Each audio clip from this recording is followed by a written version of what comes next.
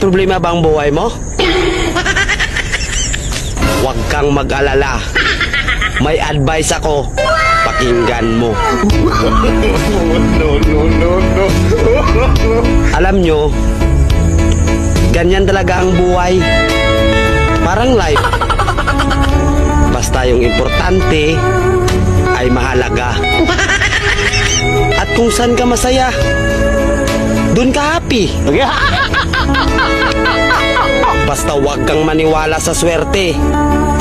Kasi malas yun. Minsan ay sometimes. Kaya matuto tayong tumanggap ng acceptance. Halimbawa, for example, ang baby ay sanggol. So kung di mo intindihin, you don't understand. Basta kaibigan, lagi mong tatandaan that wherever you go are there. At the end of the day, ay gabi na. At alam mo, walang umaga sa Japan. Kasi lahat sila ay hapon.